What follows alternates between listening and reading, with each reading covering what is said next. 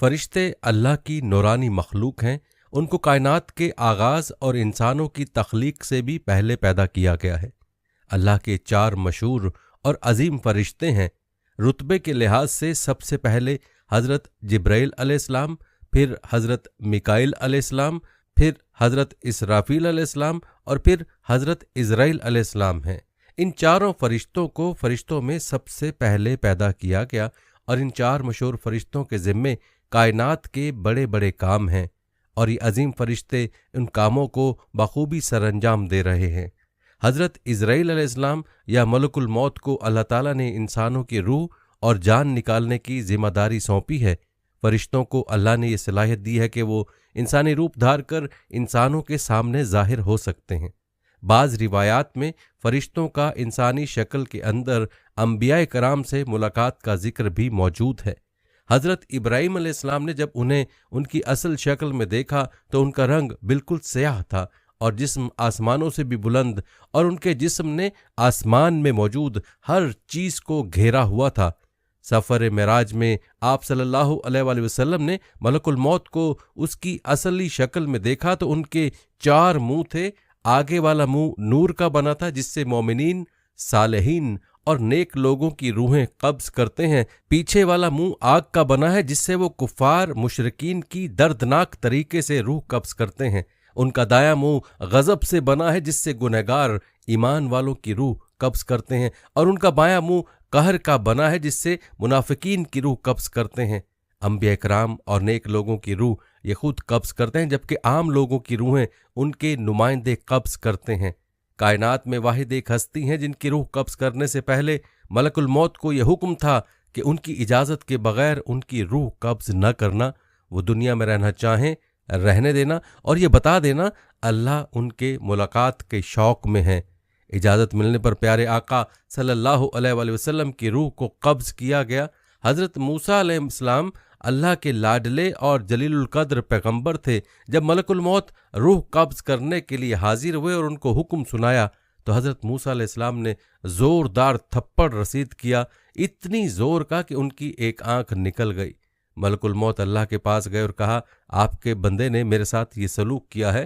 اللہ نے ان کی آنکھ لوٹا دی اور کہا، جاؤ حضرت موسیٰ علیہ السلام سے کہو ایک سرخ گائے کے اوپر ہاتھ پھیرے، ان کے ہاتھ کے نیچے جتنے بال آئیں گے اتنی ان کی عمر بڑھا دی جائے گی۔ حضرت موسیٰ علیہ السلام نے کہا، اس کے بعد میرے ساتھ کیا سلوک کیا جائے گا؟ ملک الموت نے کہا کہ کل نفس ذائقۃ الموت، یعنی اس کے بعد بھی آپ کے لیے موت ہے۔ حضرت موسیٰ علیہ السلام نے کہا، آج ہی میری روح قبض کر لو۔ یہ روایت صحیح مسلم اور صحیح بخاری دونوں میں موجود ہے۔ حضرت سلیمان علیہ السلام کے دور میں ایک شخص بڑے دربار کے اندر داخل ہوا۔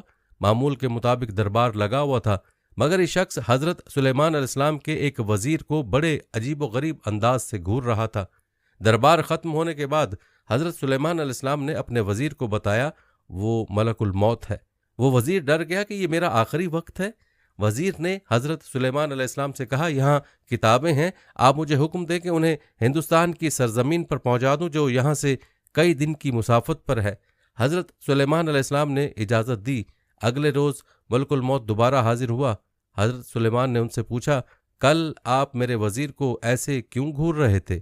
ملک الموت نے کہا، مجھے اللہ کی طرف سے اجازت ملی تھی کہ اس شخص کی ہندوستان کی سرزمین پر روح قبض کروں جو یہاں سے کئی دنوں کی مسافت پر ہے، لیکن یہ شخص آپ کے دربار میں موجود تھا تو میں یہ سوچ رہا تھا کہ یہ شخص کل تک ہندوستان کی سرزمین پر کیسے پہنچے گا، اور اب میں اسی شخص کی روح قبض کر کے واپس آ رہا ہوں۔ اس سے یہ واضح ہوا کہ انسان نہ موت کو روک سکتا ہے نہ ملک الموت کو، چاہے وہ دنیا کے کسی بھی کونے میں ہو۔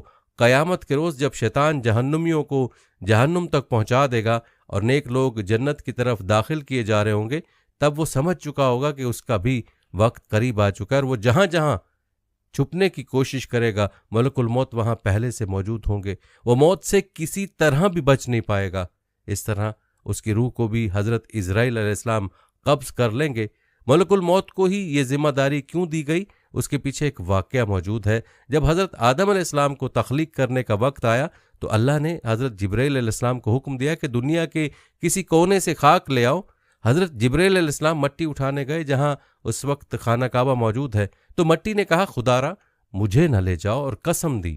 اس نے کہا اس سے جس مخلوق کی تخلیق کی جائے گی اس کی اولاد بہت گنہگار پیدا ہوگی اور اس پر اللہ کا عذاب بھی ہوگا۔ حضرت جبرائیل علیہ السلام بغیر مٹی لیے لوٹ آئے، اسی طرح حضرت میکائیل علیہ السلام اور حضرت اسرافیل علیہ السلام بھی بغیر مٹی لیے لوٹ آئے۔ جب حضرت اسرائیل علیہ السلام گئے تب بھی مٹی ان سے یہی عرض کرتی رہی، لیکن حضرت اسرائیل علیہ السلام نے جواب دیا، اے زمین، تم مجھے جس رب کی قسم دے رہی ہو میں اسی رب کا حکم لے آیا ہوں اور یہ خاک لے کر ہی جاؤں گا۔ تو اللہ تعالیٰ نے حضرت اسرائیل علیہ السلام سے فرمایا، اے اسرائیل، تمہارا دل ان معاملات میں بہت سخت ہے کہ تم کسی شخص کے ماتم بنانے پر یا قسم دینے پر یا پھر روتا دیکھ کر اپنا فیصلہ بالکل نہیں بدلتے، لہٰذا اس خاک سے پیدا ہونے والی مخلوق کی روح کو قبض کرنے کی ذمہ داری اب سے تمہاری ہے۔ جواباً حضرت اسرائیل علیہ السلام نے کہا، اے اللہ، آدم کی اولاد مجھ سے نفرت کرے گی۔ اللہ نے سمجھایا، فکر مت کرو، میں ہر شخص کی موت کی وجہ مقرر کروں گا اور وہ خود کو اس کا قصوروار جانیں گے، نہ کہ تمہیں۔ قیامت کے روز ہر زندہ چیز فنا ہوگی۔ اس روز اللہ 3 بار پکاریں گے کہ آج کے روز کس کی بادشاہت ہے کوئی میری برابری کا بندہ؟ تمام دنیا فنا ہو جائے گی سوائے 4 فرشتوں کے۔ حضرت اسرائیل علیہ السلام ایک ایک کر کے سب کو فنا کر دیں گے۔ اس طرح اللہ فرماتے ہیں، میں نے اس جہاں کو تخلیق کیا اور اس کے ختم ہونے کا بھی نظام رکھا، اور اس طرح اللہ ملک الموت کو کہتے ہیں تم بھی مر جاؤ، لہٰذا ملک الموت کو اللہ کے حکم سے موت آ جاتی ہے اور پوری کائنات میں اللہ کا وجود اور نور باقی رہے گا، جس کے بعد پھر سے ہر ایک مخلوق کو زندہ کیا جائے گا۔